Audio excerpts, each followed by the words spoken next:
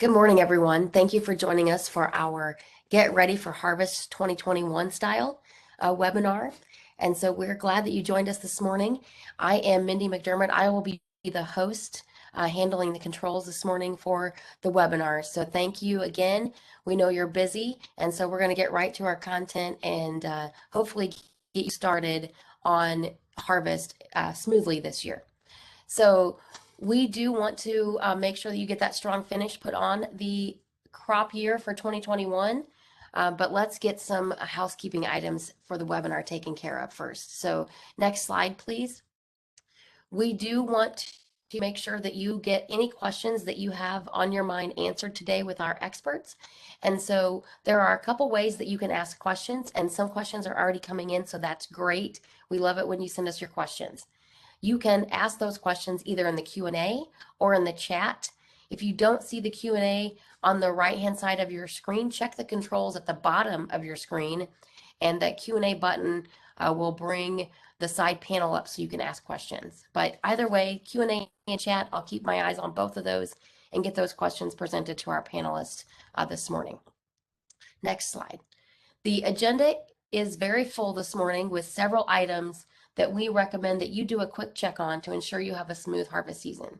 So we're going to start off with a little bit of why you want to make sure you get good quality data, and then we're going to toss in several hows and items to check up on before you get started in the field. So let's get started with our presenter introductions. We have three great folks with us this morning. First off is Andy Folta. Andy is a climate activation manager for the Eastern Illinois region and resides in the Peoria area. He started his career in Missouri as a channel FSR before moving to the Western U.S., where he represented the Bayer seed treatment and biological portfolio in the great states of Montana, Idaho, Oregon, and Washington. And now he came back to all this heat and humidity in Illinois. So welcome back, Andy. He started with climate in 2020 and enjoys helping farmers and dealers get good quality data. Next up is Rich Beitelshees, who grew up in a farm in central Ohio, and he graduated from the Ohio State University in the College of Ag. And so he didn't enter into the ag industry right out of college, but then came to his senses and returned to the ag industry in 2013 as an FSR for DeKalb and Asgrow.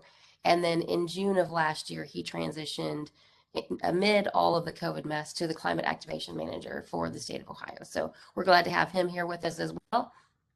And then finally, rounding out our panel today is Reed Greeting, that is here to answer the really tough questions. He is a customer success specialist. Reed is from Southern Illinois and developed a love of agriculture by hanging out on his uncle's farm, graduated from Mizzou, and has an agricultural economics degree. Reed has 3 years of experience with our support team and is really great at getting farmers rolling when it comes to FieldView. So thank you all for joining us here with our panelists this morning. Rich, I will kick things off to you so that you can get us started this morning. Yeah, thank you, Mindy. As Mindy mentioned, kind of the first thing we want to look at is the why. Why are we taking all the time to get our planting data in, to get our yield data in, to get our application data in there? And I think at the end of the day, what we're really trying to do is make better decisions for our operations, make better decisions at the field level, at the product level. And the best way to do that is be able to look at a summary report at the end of the year. In this case, we've got on the screen here the yield analysis reports, empowering seed decisions, but it's not just about seed. Obviously, that's a very emotional decision that we make every year, but there's a lot of other things that we can uncover if we have good data going in and we have the ability to analyze that data coming out. So that's really the why and why we want to take a lot of the extra time to do that. Right now, by now, you should have probably had all of your planting data in the system. If for some reason you don't, certainly reach out to support, we'll try to get an activation specialist out to the farm to help you with that. because again, that's really where it starts. If we don't have good data to begin with, and we don't have the idea of what's planted, where it's planted, and at what density, it's going to make it really difficult to sort that out at the end of the year and really try to make decisions off of that performance in the field. The other nice thing that we want to kind of point out to a lot of people is that we have the ability to take those same reports and those yield analysis and be able to create PDFs that we can then share with our advisors, share with whatever insurance groups we might need to share that with. And it's all simply a tap of the button in the CAB app. And I can kind of show you that a little bit later, but a lot of people don't realize that all of this data becomes very accessible, not just in our apps and on our websites, but also the ability to share that with other people and other stakeholders in our operations. So as I mentioned before, is we've got to start with good, clean data to begin with. So that's always the first thing I recommend is go through your fields, check out, make sure you've got the right hybrids in the right fields. If you did a data upload or in the process of doing a data upload, you can kind of catch a lot of that stuff as you're uploading it into the cloud, and you can make some changes at that point in time. A lot of times it's a little late. You don't realize it until it's already done. So we actually have a tool that probably makes it probably the easiest way to repair it and even the easiest way to analyze whether you have the right products in the right areas. And that is our Fix It tool. So basically what you would do, you could go to climate.com, log into your account. In that top right corner, you would just click on settings. And then about the third tab down is Fix Data. And you would just tap on Fix Data, and you'll get, and you can kind of see here behind this image, you'll get a list of your fields, how that data was input, what the crop is, when it was planted, and then a list of those hybrids. Simply just scroll down through the fields, double check the hybrids are in the right place, and most importantly, make sure they're named the same in every field so that when you do that summary at the end, you're not looking at 2 or 3 items that are actually the same hybrid or variety. The other thing that you're going to notice is if there's an unknown or an unrecognized hybrid, it's going to pop out in this kind of burnt orange color. And that's just to signify, hey, we don't recognize this hybrid. Double check and make sure this is really what you want to have in there. Once you make those changes, you simply click on the field, edit, and then after the changes are made, type in or tap the button that says replace, and those changes are made right there in that screen. And I think this is probably the easiest way to double check those hybrids as you go forward. The next thing we want to do after we've got the correct hybrids in the correct fields is make sure we're updated.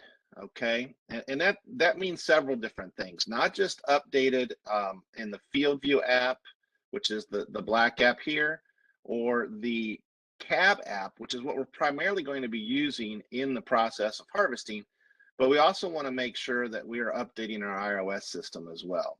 So currently, we would recommend that you are running in the CAB app the 10.3 version or higher. If you are updating the FieldView app, we would recommend 6.18.0 for Apple and 6.16.2 for Android. Those are the most current and up-to-date versions. This is where you're going to find the most stability. All of the bugs are fixed that we know about at the time. So please take the time to make sure those are updated as well. And then again, the iOS update is always important. If you're running an older version, it may not work as well with these newer versions of our apps, okay? But I'm also going to give you a little bit of a watch out because typically this time of year as we head into harvest is a great time of year for Apple to introduce their new iOS system. So as expected, they will be introducing iOS 15 sometime this fall. And we are going to recommend that you do not update to that version. Again, do not update to iOS 15. Some of the original versions of this that we've had a chance to look at and test does not seem to be playing nicely with our apps, and not just ours, with a lot of different apps in the marketplace as well. So until we get a little better look at that and we can make sure that everything's going to work seamlessly and continue to be stable, we're going to not recommend that you update. So how do we make sure that doesn't happen automatically? So we're going to recommend that you turn off any auto updates. Okay, and I'm going to show you this in real life because this is pretty important. This is a big key to make sure we turn this off before it automatically updates it, because you cannot go backwards. Once it's updated, you can't go back to an older iOS system, okay? So it's probably pretty tough to see in these screens here, but I am going to show you that live here in just a little bit.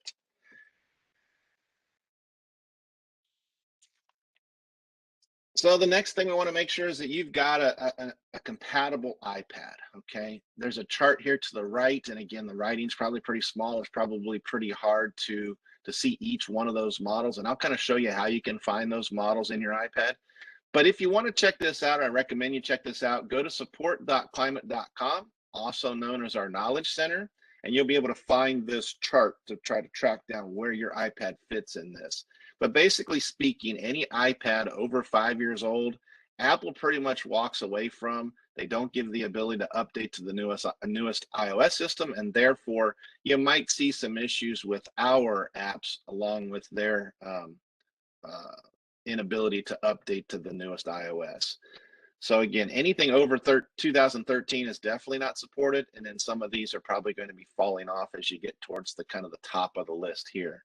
If it's in one of the green columns, that would be our preferred iPad if you are going to be purchasing a new one.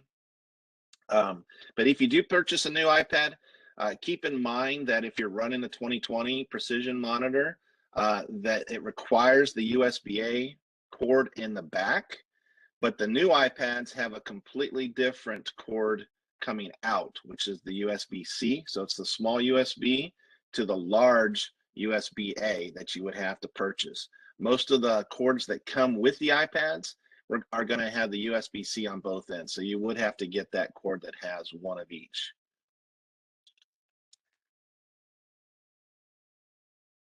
We're going to go back to this. So now I'm going to kind of transition over to the actual iPad.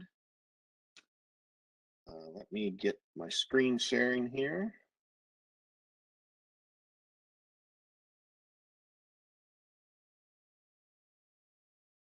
And hopefully technology plays nice today. Here we go.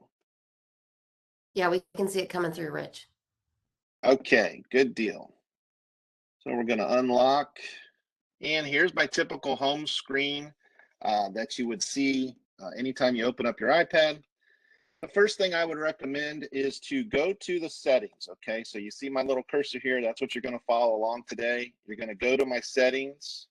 I guess maybe before we start this, do we have any questions up to date regarding what we've covered? Not yet on anything that you have. We have had some questions come in that we are going to hold on for just a little bit. Okay, no problem. So once we open up the iPad, we're going to go to the little gear symbol here. That's our settings, okay? And once we get into that, we are going to simply scroll to the General button. So you see General here, and go to the top. We get to the top, that's the About. At that point, this is where I'm going to be able to find where my model number is. I click on that model number, and it's going to be A2069. So that's going to tell me it's an iPad Pro 4th generation, but it's going to give me a place to look on that chart that we just showed you, okay? The other thing that I'm going to double check while I'm in this screen is I'm going to go down here to capacity and see that I've got 128 gigs. That's what my storage is on this particular iPad. And then I've got this availability of 95.78. Okay, so at that point in time, it looks like I've got enough storage, but that's going to become pretty important, especially if I do other things with my iPad besides just running my cab, okay? So obviously kids, grandkids, everyone tends to borrow iPads, especially in the off season.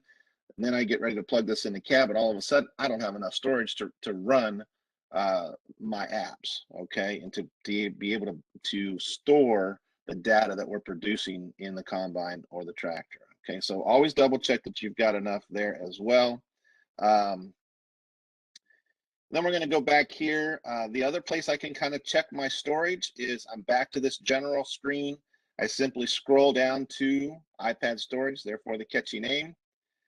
And this is going to pull up where my storage resides. What apps is using the most of my storage? Are there things that maybe I can go ahead and delete? Let's say that I didn't have that gap, that I didn't have enough storage. How do I free that up? Okay. So the first thing I'm going to do is just kind of roll down through here and see which apps are using the most storage. Okay. Well, in this case, I'm not even exactly sure what GarageBand is, but I can tell you that it's taken up a lot of storage at 1.53 gigs, and especially if it's something I'm not going to use. So I'm going to click on that, and I can simply offload the app, which is just going to take the app icon basically off my screen, but not necessarily take the data, or I can delete the app that's going to take everything off, okay? So I'm going to click on that. I'm going to delete the app, and it's going to go away. I just freed up 1.53 gigs, okay? And I can just scroll down through here and see if there's anything else that I need to necessarily do or to easily get rid of the apps. I apologize. Now, while I'm in here and I'm in my settings, I'm going to double check my Bluetooth as well. So I'm going to click on that. I want to make sure that my Bluetooth is turned on and that I am connected to my drive. Okay, so you're going to see right here this drive. Now what happens is, let's say this iPad maybe was shared or partnered or paired with 2 or 3 other drives on the operation, and in the spring it was in one tractor with the bean planter and another tractor with the corn planter. And all of a sudden I've got 3 drives and 3 iPads running in multiple pieces of machinery. Well, what'll happen is we drive close to each other. Maybe we're in the barnyard in the mornings getting ready to go. All of a sudden that iPad's going to try to connect with the drives in the proximity. And so you get to the field and wonder why your drive's not connected. Well, it was connected to something else and trying to reconnect to that. So what we always recommend is that you're going to unpair or forget all of the other drives with the exception that the iPad and the drive and the cab that you wanted to use. And we'd even go so far as to label it, okay? So just put a number on the back of the iPad, put a number on the drive, and then that way you know that drive and that iPad continue to stay paired. I think you're going to eliminate a lot of the issues going down the road with those iPads trying to connect to something else, okay?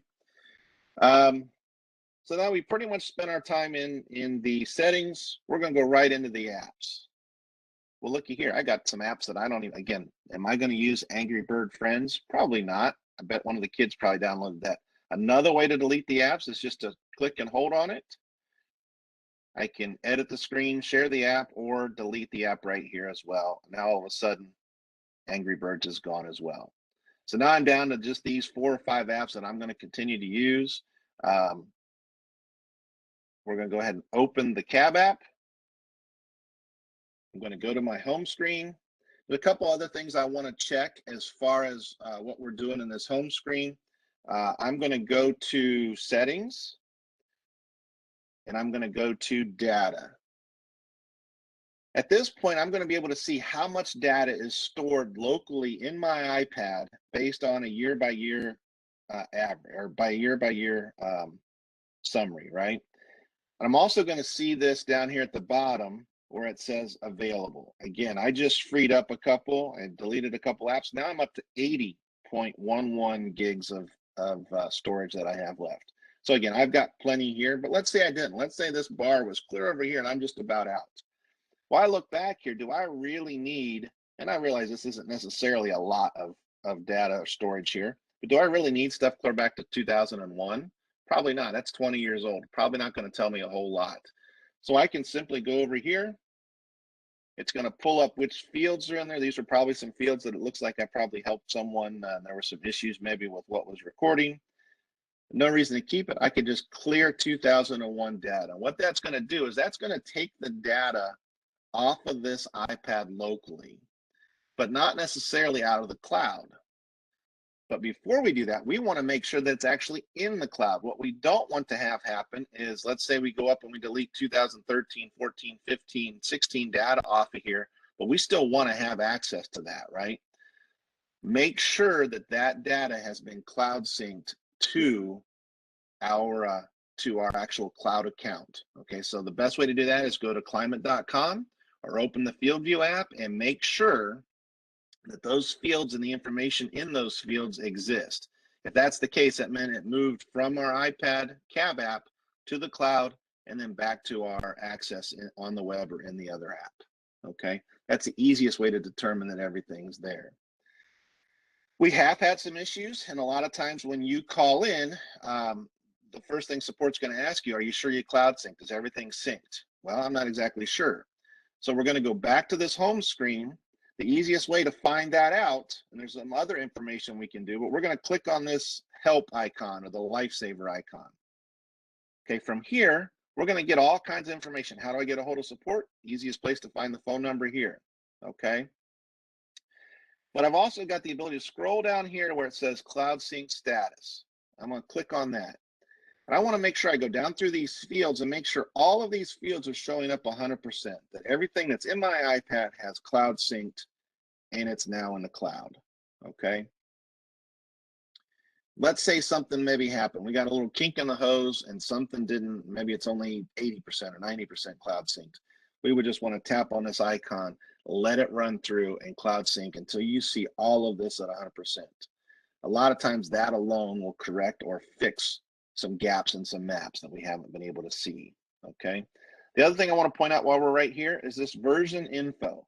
So if we're never for sure exactly what our most current and up-to-date version for FieldView is, we click on that and it's going to tell us that not only is 10.3.0 up to date, but we actually have a new version with some improvements, 10.3.1.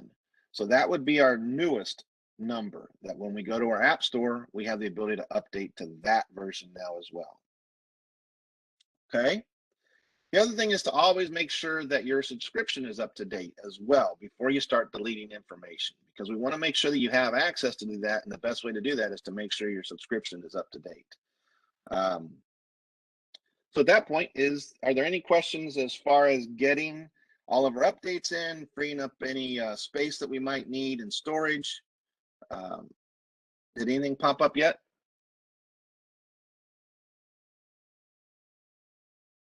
Keep on going. Take that as, what's that? You can keep on going. Okay, we'll keep rolling then.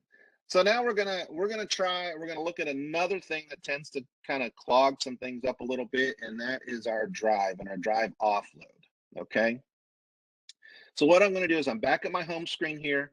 I'm gonna go to settings and I'm gonna go to devices. Okay. And at this point, when I click on devices, I'm going to see that I am connected. My drive is connected to the app. Now, this is kind of I'll point this out because this question came up at the last webinar. You just mentioned we want to make sure that our iPad is connected to a single drive and not trying to connect to multiple drives. So someone said, well, can I change that name? Very, very simply, we can click edit and we can go in here and edit the name. Okay, so we can call this, let's just call it Demo Web. And now we've just changed the name. We can call it Dad's Drive, Uncle's Drive, you know, JD Drive, whatever we want to name that. We can now rename this drive so we know this is the iPad that goes with this drive and this cap. The other thing that we're going to check when we click on this edit is our offload status. Okay, now it should automatically pop up to where we've got this offload status kind of table or chart here below. But what basically happens with our drive is that when we're connected and we're traveling through the field, that drive kind of acts as a buffer. And there's about 16 gigs of storage within the drive by itself. So if for some reason that drive would become disconnected from our iPad, it's still tracking and storing a certain amount of data until it reconnects. Well, once it reconnects and we continue to have data flowing, it can tend to snowball if we don't give it time to kind of sync or offload. And what will happen is if that becomes a really big amount, let's say we stay disconnected and we don't realize that all of a sudden we've got a lot of data, it's going to take some time for that to spool off of the drive into the app. And a lot of people don't realize that it's an issue until it's an issue. And then they call and they wonder why I've got missing sections in the field. It's not showing up on my map. That's because the data is still kind of buffering through that drive. So we always want to make sure that we have offloaded what's on our drive. And in this case, you know, I can scroll down through these fields and see that they're at 100%. I can look at my progress here at the top. We're at 100%. And it's going to tell me if I had estimated time, what is left for that spooling to happen. Okay. But let's say I'm not at 100%. I'm only at 50 or 60 or 70 or 80%.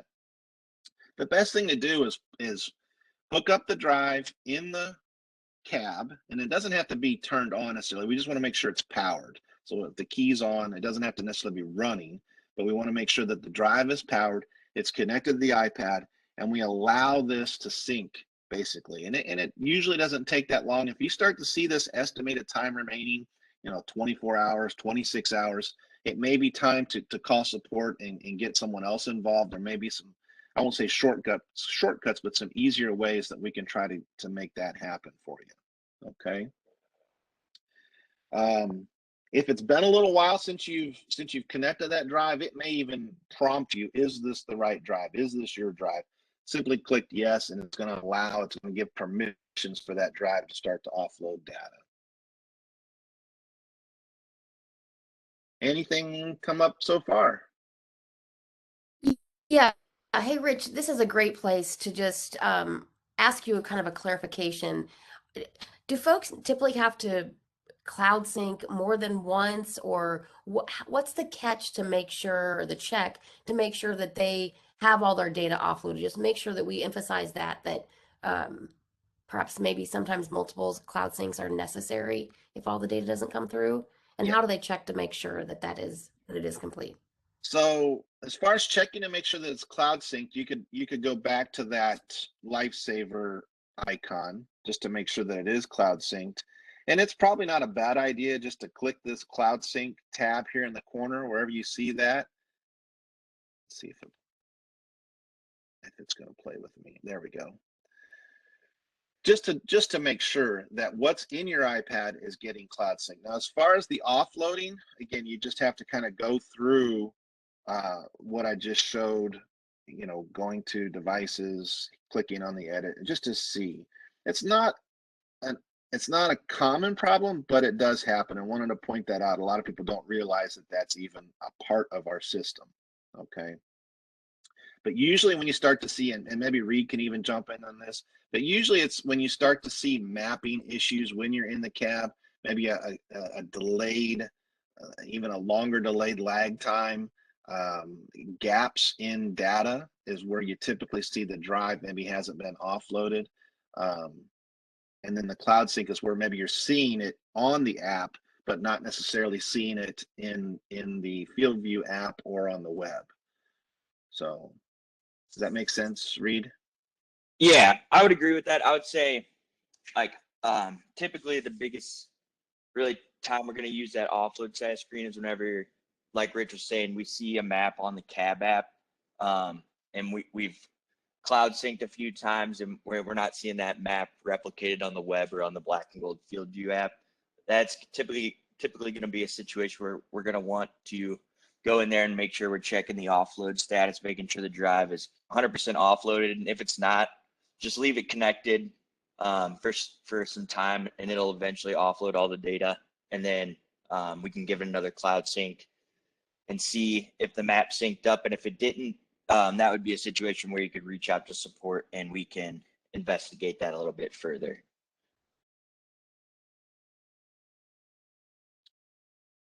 Excellent. Thank Any you. other questions? Yes. Sorry, Rich. There is one more question that I want to take care of here too. So, whenever I activate a new field, why does new data automatically transfer from the drive? Like every time I activate a new field, why does that happen? Typically that's happening because the drive is making bin files, and we have to convert it into a DAT file, which is our essentially file type that's going to be syncing up to the web. I can double check and see if I can get a little bit more information on that, but I think it really pertains to us converting those bin files into DAT files and sending that up to the cloud. Sure, absolutely. We will engage with that user too, just to kind of get some more information. Maybe we can help them with their user experience. So that's awesome. Thank you very much. Okay, well then I've got one more topic that I kind of want to discuss before we kick this over to Andy, and that is the importance of field boundaries. Okay, so just as important as our hybrid and variety selection is making sure that we're creating and putting that data in the right place. Okay, let's make sure that those boundaries are correct. One of the easiest things to do is basically click on our map, and you can just see this pulled up. Just, I guess the last one I was on happens to be my house with a little bit of information. This is kind of what your screen's going to look like when you're hooked to the drive. What I'm going to do is I'm going to go up here where it says yield, and that's just going to give me my options as far as the map and map views that I'm looking at. I'm going to scroll down here to where it says I'm going to edit those map options. Okay, so as soon as I click on that, this is going to pop up. This is one thing that a lot of people struggle with or maybe have a little difficulty understanding, but this field boundary detection, okay, that's this part right here. If I click on prompt, which is what it's set at currently, that means when I pull into that field, it's going to prompt me, do you want to make this field active? And then at that point, I would say yes, okay? The other options I have is auto, okay? Now, if I click on this auto, this is going to pop up here and you can read through it. But basically what it's going to do is that it will automatically detect that field boundary, which is good and okay. But the problem is if I've got fields that are close to each other and I go, maybe I get a little closer to the edge boundary, it may try to flip over to my neighboring field. And now all of a sudden I start dropping data in the neighboring field until I come back into the main field. So then all of a sudden I may have data that kind of fluctuates on field edges and field boundaries, especially if they're side by side and close to each other. So I've typically told people, hey, let's put it on prompt. Let's make sure it stays, that field stays active, okay? The other option is to completely disable it as far as any boundary detection. The problem then is I have to remember to make that field active when I pull in the field and I start harvesting, okay? So my recommendation is to leave it on prompt, make sure it asks me to make that field active. The other two, I just see that there's potentially for some mistakes. And a lot of times that might even happen accidentally. They don't even realize that they've toggled that on and off. So that's one of the things we always want to check, as well as some of these tabs here at the top. Field boundaries. Do I want those field boundaries to show up in my map? Or somebody will call and say, hey, I don't see my field boundaries anymore. Well, it's probably because this got toggled between show or hide. The same way with field pins, which you noticed on the map before that my pins were showing, as well as maybe some regions that we've identified through, planting or scouting or whatever else might have happened through the season. So again, just some kind of good housekeeping tips there. And if you notice something as soon as you pull in there, you might want to, maybe it's a hybrid that's not correct. You didn't catch it till you got there. Again, we can go back to that fix it tool and make that correction as well.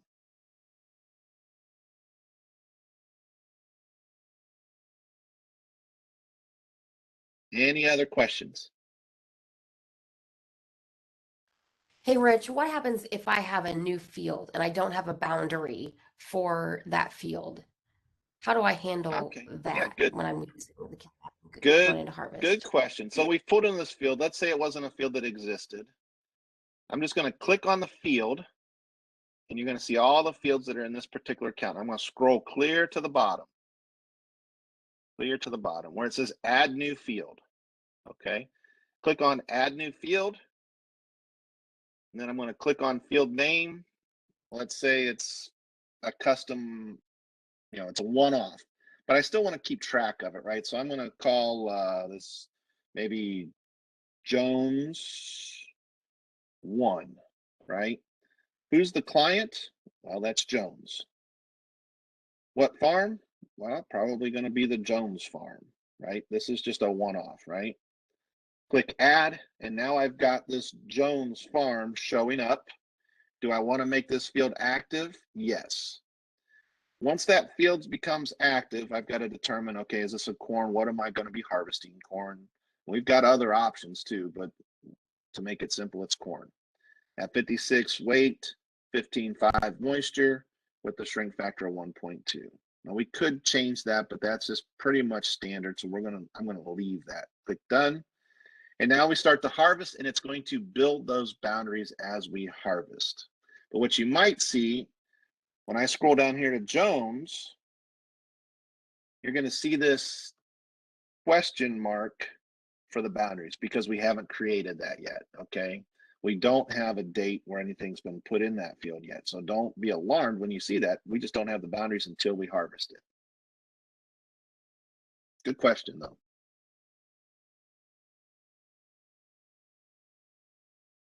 Thank you, sir.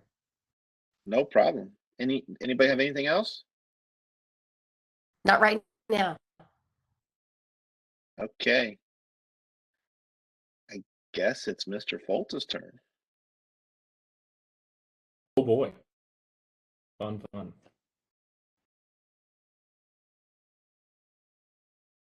Go ahead and throw my screen up here. All right, we got it. Yes, we sure do. Awesome. So yeah, thanks Rich, Mindy, and Reed for, walking us through everything we need to do in the office. And before we get out into the fields, we've got all of our planting data either uploaded or fixed if there were any issues. And now we're going to set ourselves up so that we have a good experience in the cab with our equipment. So first things first, we want to jump in here on the cab app to this equipment tab. So for new or returning climate users that are going to be using a drive, this is a great step to go through at the beginning of the season.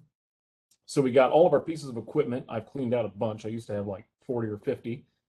Right now you can see I got a couple tractors and a hydrous bar and a pole type spreader.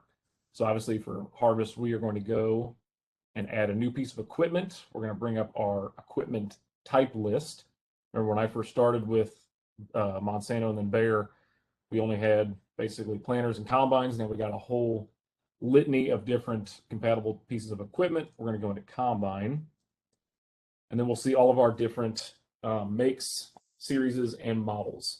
One thing I will point out, if you have any questions on compatibility, this is a great opportunity to go into support.climate.com, check our compatibility checker or a compatibility guide to see what piece of equipment we have for each different manufacturer. So I'm going to set one up that I'm actually going to go see later this week. So it's going to be a John Deere. Obviously, being in Illinois, got a lot of John Deere users. It's going to be an S series, and it is going to be an S780. So you kind of work through this flow chart that'll get you down to the specific model you're using. Hit next. Here we can give it a name. This can be completely unique to you. You can call it, JD 780, S780. In this case, I'm going to call it Dad's 780. If you got multiple pieces of equipment that are all the same model, this is a great way to track if you know an individual person is going to be using the same piece of equipment day in and day out. I'm going to hit next and then next again, and we will go do all of our calibration. One point out here, if you're using a 2020, all of these equipment configurations are going to be set up in the 2020 monitor, and they will sync over to climate from there. So you won't have to do any of these equipment configurations here in the cab app. So a couple things we want to run through, GPS offsets being the first one. So what this screen is doing is we have these pre-populated measurements based on the equipment we signified that we're going to be using. And this is really telling the cab app where in relation to the combine as a whole is this GPS unit, so that whenever we're tracking through the field within our field boundary, we know exactly where our piece of equipment is in relation to that field. So you see we got these three numbers that came pre-populated. So those are based on an aggregate number of people who have entered information in for a John Deere S780. So you can see the front typically is at a 75-inch, center 0, and height is 146. We'll start with the height measurement. It's a good measurement to get if you want to have an elevation map or an accurate elevation map as you're going through and harvesting. You can always just go up there to the globe, drop the tape measure to the ground. Let's say it was actually, 152. We'll throw that in there, and that height's adjusted. For front, that's going to be from the center of the front axle to the GPS unit.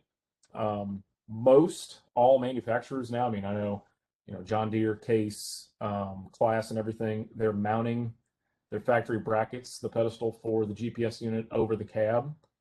If you happen to have one that came and it's either third party or you installed it yourself, and it is over the the back of the hopper, you can always offset it to the back. You can offset it to the center or the front, wherever yours is, and you can do the same thing for the center. You can go left or right if you put it over one of the doors. But usually these measurements are going to be pretty accurate. The center one, in my mind, is the most important one to get, because if it was skewed, a couple feet to the left or right as the combine's going through the field mapping, it would have that information skewed, and we might have some gaps in the map. So make sure we get those as close as possible. If you got any questions, contact support, contact your local climate rep or your climate dealer, and we can get an activation specialist out there to help get these dialed in. Next one we're going to go to is going to be settings. Most of these, just as a rule of thumb, I typically leave these as the default settings. The two we'll call out are automatic swath sensitivity and flow sensor lag. So the flow sensor lag defaults here at 14 seconds. If you're familiar with mapping in climate, there's usually a gap between the piece of equipment on the map and when the painted map starts filling in for the yield. Excuse me. And it's about 14 seconds. So really, I would only edit this if when you're turning around and you're taking off again in the field, if you're seeing large sections of either red or green yield, for a long period of time, you can go in there and kind of dial those down or up to kind of adjust that. And then for automatic swath sensitivity, if you have multiple pieces of equipment going through the field and you're running RTK, you can go in here and adjust this. Otherwise, I would leave it at less sensitive. But if you're running RTK, you can make it more sensitive so you start shutting off earlier so that your acre counts are dead on. We're done here, crop settings. So Rich kind of touched on this when he went into the map, but we got multiple crops in here. We'll stick with corn and beans for right now. It's going to default in the cab app to a weight of 56, moisture 15.5, and a shrink factor of 1.2. Whenever people contact us and say, hey, my yield, bushels, pounds, whatever, are reading differently between the cab app and my monitor in my combine, this is usually the first place that I go and look. So, we can tap to edit. Sometimes in the combine monitor, the moisture might be set at 15. So we can go in there and adjust that and save it. The one call out is just make sure that we're consistent between the two. And we should be set up there. So now I'm going to go up here to heads. This is a really important one to get correct. So I'm going to go ahead and add a new head. It's going to default to our corn head or a row crop head. So a couple things we want to point out here. So our measurements, our rows, and then our header height. So it defaults to an 8-row head. Let's say that I'm going to be using a 20. I'm going to be using a 12-row head. Go ahead and set that. It defaults to a 30-inch spacing. If you're using 20s, just click in there and go ahead and adjust that. The cutting edge to the center of the front axle is going to be this measurement. That default one's usually pretty close. Our head offset's 0. It's connecting right there in the center. We can go in here and adjust the name. So I bumped it up from 8 rows to 12. You can go in here and we can just call this, corn head, 12-row head, whatever you want to call it. That name's been adjusted. But the main thing I want to call out here is our max harvesting height and our current height. So you can see here this number that's reading 100. If I was connected to a drive that was in a combine, any manufacturer of combine besides AGCO will read the actual header height. So 100 is going to be the head, the feeder house raised all the way up. 0 is going to be lowered all the way down. And then, of course, there's every number in between there as the head moves up and down. If I connect to the combine and I lower the head to where I'm going to be cutting at, like let's say for corn, this number will live move down. It'll probably go down to let's say 30. That's where I'm going to be cutting at. If I were to go in here and set my max harvesting height at 30, anything above that number of 30, the cab app will shut off and it will stop mapping and it will stop collecting data. So you get a large gap in the map if it goes over 30, even if it bumps up to 31, if you just got to bump it up a little bit as you're going through the field. So let's say I get into the combine, drop the head where I'm going to cut, this number drops down to 30. As a good rule of thumb, I'm going to go ahead and add 10% and set my max harvesting height for corn at 40%. Or if it, you lower your head and you're going to cut at 25, raise it up to 35, whatever that number is. That way, if I drop down to 30 and I start cutting, if I have to raise as I'm going through the field, which we all know, sometimes you got to go up, down, it won't shut off until I get over that threshold of 40%. And whenever I go to make my turnaround, I'm probably going to raise the head up over that 40%. So it'll shut off the mapping then, so we don't keep running up the acres and get discrepancies there. You can also hit the set button if you're connected to a live piece of equipment, and it'll have a walkthrough thing of hitting next, and finish, where you'll raise it all the way up, all the way down, and then where you're going to cut, and it'll give you an auto-calibrated setting for your max harvesting height. So general rule of thumb, lower to where you're going to cut, add 10%. So that's my corn head. I'm going to hit done, save that one. Now we'll go in here and we'll toggle over to the platform for, beans, wheat, whatever we're going to be doing. And a couple things change here. So instead of spacing, we have head width. So it's measured in inches. It defaults to a 40 foot. 40 foot times 12 is 480 inches. If you got, 30 foot head, that'd be 360 inches. And then I would come in here and obviously change the name to, my bean head or whatever, or wheat head, whatever you want to call it, MacDon, Dad's bean head, whatever you want.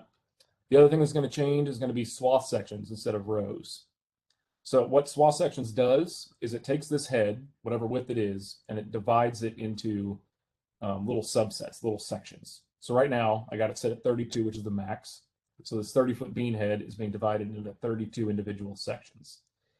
And this is really good, for if you're taking out point rows. In my opinion, you want to have the most granular look as you can. So you want to have these swath sections set as high as possible. So it'll shut off some of these side sections if we're not harvesting the full width. Because, for an example, if this were to be set at 1, this would be set at 2, this would be divided into 2 even 15-foot sections. So I would have to not be harvesting 15 feet for it to shut off half of that section. So rule of thumb, I like to leave it at 32 so that we can get the most accurate acre count at the end of the season as we possibly can. And for a platform head, we're probably going to have it a little bit lower. So, if we're cutting at 10%, let's go ahead and bump this up to 20, and that'll be our max harvesting height. So we got the equipment set up, calibrated. Mindy, any questions coming in so far? Yes, sir. We do have two that would be perfect to ask right now. So thank you for the questions. First off, let's go back to header height percentage. The question is climate working to make that match with the machine's header height percentage? For example, the combine monitor says it's 40%, but climate says 68%. So maybe just talk about the differences between the header height in a monitor versus the header height in climate. Yeah, and check me on this. We I should be reading what the combine is sending to us, so it should be fairly accurate. So if you're, if we have any discrepancies between what the OEM monitor is saying and climate is saying, I haven't seen that myself in the field, but I would just say whatever, whenever you get in the combine, lower it down to where you're going to cut, whatever it's showing you in climate. If it is reading high or low, just add it 10%, and that should be pretty safe for harvest. Yeah, Right I would agree with that. We should essentially be matching what the yield monitor is showing. So if you are experiencing that issue, reach out to support and we can double check that nothing's going on. But another troubleshooting step for some issues kind of like that, if you had that piece of equipment in your equipment list last year, things can happen where a piece of equipment can get like a corrupt equipment config and cause some weird issues like this. So one thing I would suggest trying, if it's not a brand new piece of equipment that you just added in this year, is try disconnecting from the drive, hit setup, remove the combine, and let's rebuild a new machine to get a fresh equipment config. And a lot of times that'll fix some of those issues. But if you're still experiencing that issue, go ahead and reach out to support and we can troubleshoot with you live. Yep. I always tell people it's the best management practice. Just at the beginning of the season, go ahead and delete out the old piece of equipment, build a new one, and that fixes a lot of issues. A lot of times, if you pull in and you're not getting any GPS signal or anything through the drive, it's a bad equipment configuration. So building a new one can fix a lot of those issues. What was your other question you had, Mindy? Yeah, a couple more. So why can't we use the physical measurements of the GPS offsets? All the equipment that I've set up, I've had to put in the physical measurements and then edit because it either stops painting too early or too late.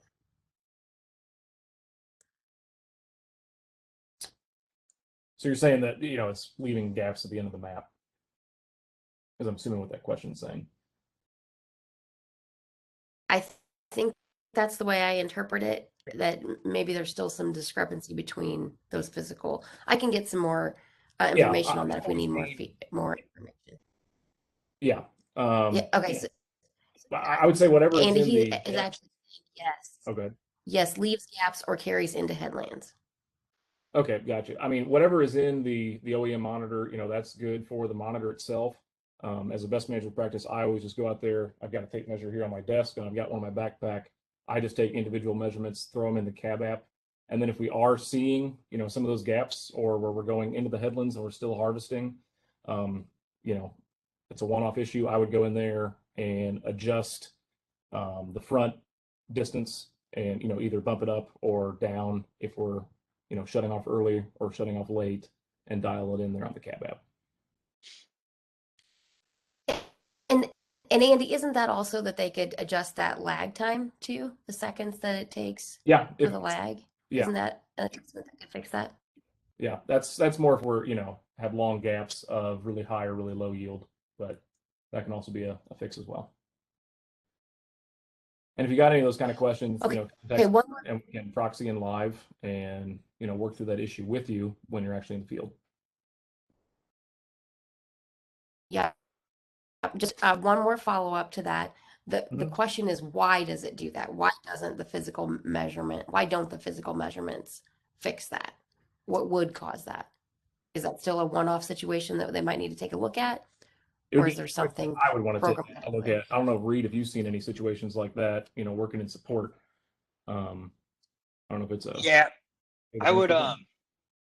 I would typically want to make sure that we have the offsets, like the offsets that we set up in cab app should be similar to the offsets that we have set up in the OEM monitor. So we want to make sure those match. And then I agree with that, with what Andy was saying about adjusting your front to back offset. That's typically the one that will fix that issue. And usually, if it's like, we should be able to move that forward just a bit or back just a bit, and that should fix the issue. Or yeah, like Mindy was talking about, we can also kind of tinker with the flow sensor lag, and that really is measuring time from when the grain is harvested to when it hits the sensor. So messing with adjusting that, dialing it up or down should help with that issue quite a bit too. Yeah, I don't want to get too far into the weeds on that, but it might be something in the OEM monitor, and this is just speculative, where it's offset to the back and the measurements taken from there, where we're offsetting to the front. So a lot of variables that it could be. Best way to diagnose that would be getting somebody either on their farm to look at it, or contacting support and proxying in live to take a look. Excellent, thank you. Okay, one more quick question about equipment and combine setup. If we are running multiple combines, do we need to name the header something different? I mean, I personally wouldn't. Would you, Reed? I mean, you're going to have multiple pieces of equipment, but yeah, operate off the same head as long as the heads are the same. Yep. So clarify, you would or would not name the headers different?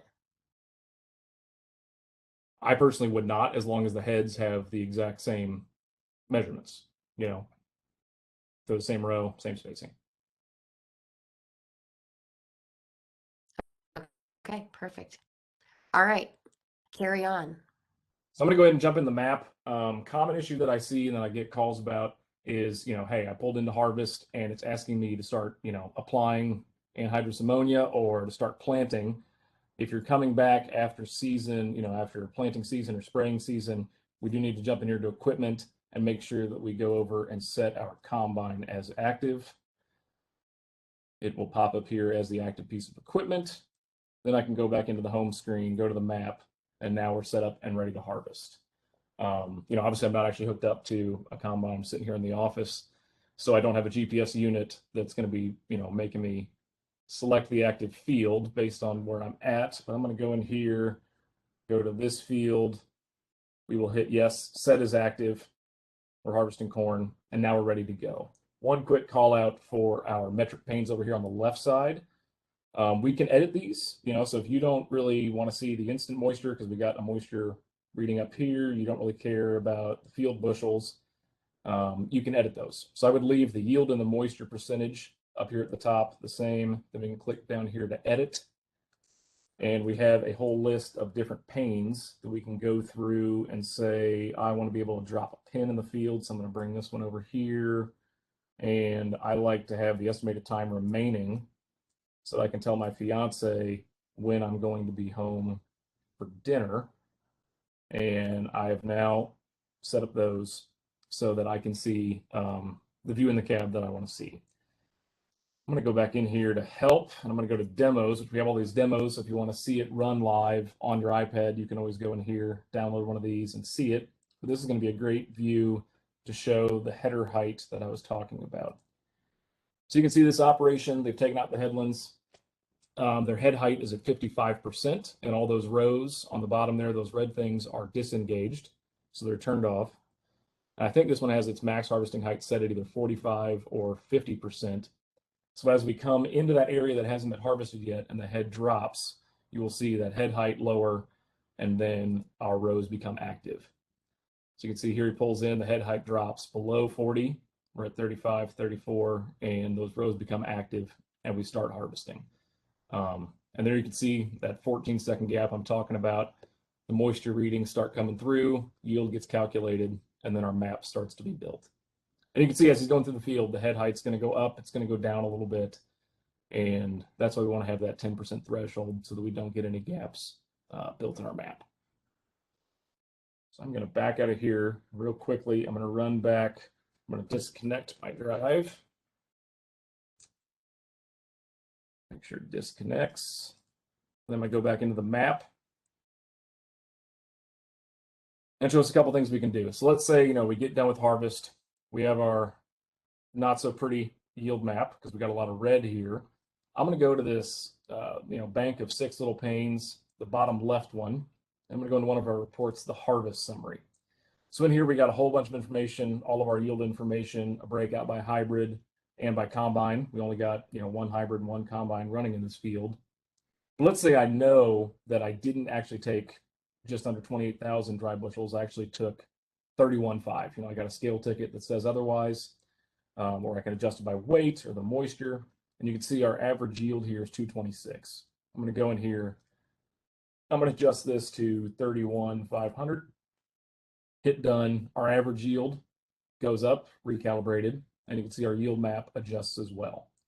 So that's post-harvest calibration, something that I highly recommend everyone do if you got the ability, just so we get a much more accurate look at our data.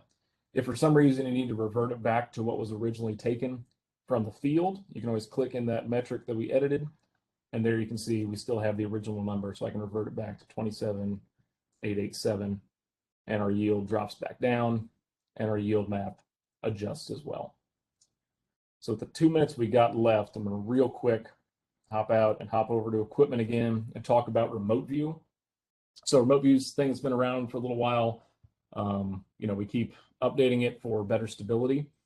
But I want to talk about it because it's a great tool and I hope everyone's using it if you have the ability to.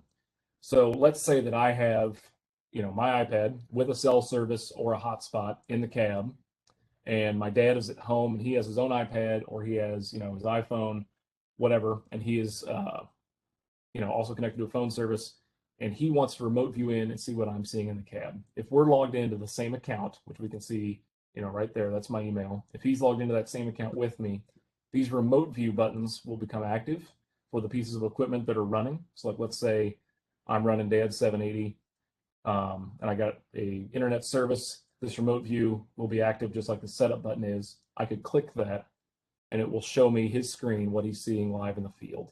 So, let's say we were doing some trialing with some different hybrids or some different, seed treatments, whatever it might be.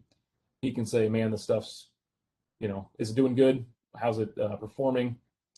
I can call him, say, yep, Dad, I'm starting to take that stuff out. He can remote view in and we can have a conversation about it. Or you can do that with your, your retailer, your climate dealer, your seed dealer, or your Bayer field sales representative, hopefully. If you want to remote view someone else's operation, a neighbor, if a landlord wants to come in and remote view you, all they have to do is go in here, enter your username, and if you're connected to them, it'll pre-populate them. But you could select that, and it would show the pieces of equipment that are live running, and they could remote view in from there. So great tool to help stay connected, especially a lot of people use it this past season with all the COVID guidelines. It was a great way to stay connected and get views into your own operations. So with that, we're right at 9 o'clock, or no, 10 o'clock. So Mindy, any other questions that have come through for us? Yeah, just one. And while we're doing that, I'm going to switch the presenter to Rich so he can bring up the final slides too. But the last remaining question that we have is related to yield maps. And is Climate working on a contour feature so we can contour yield maps? What do we mean by contour? Like field contours, like elevation? I think they're probably looking at like maybe some blending of the contour of the maps. But Alex, if you want to type in some details on that. We also have a point of clarification that just some, I want to visit again a little bit on the, well, they said yes, like smoothing, blending. Yes, that's what they're talking about.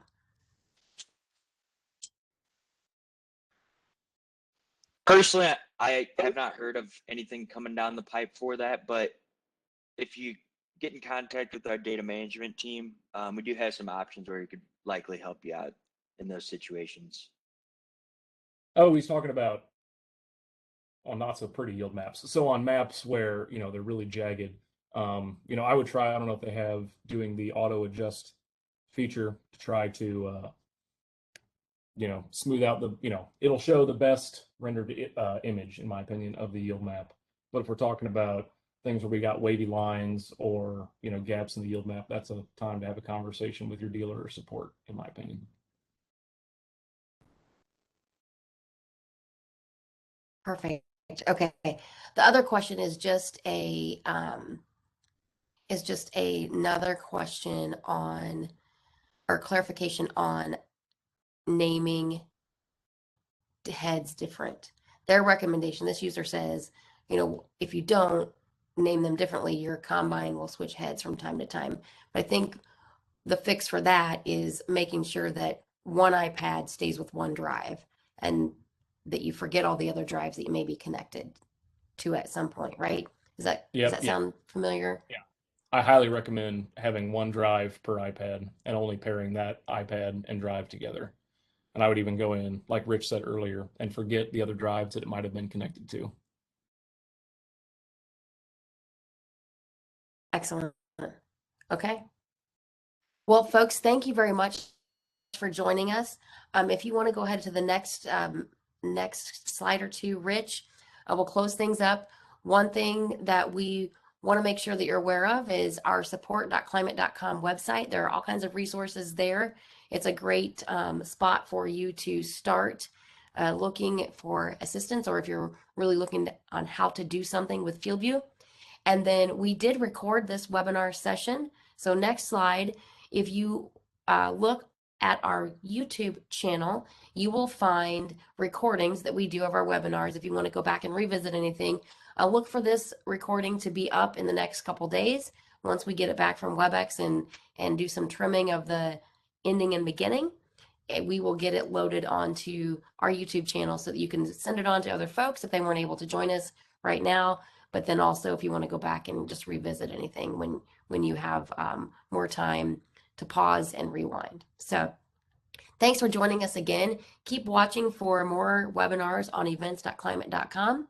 And we, above all, hope that you have a safe and successful harvest season. Make sure that you take time to take care of safety and keep it top of mind. Thank you all.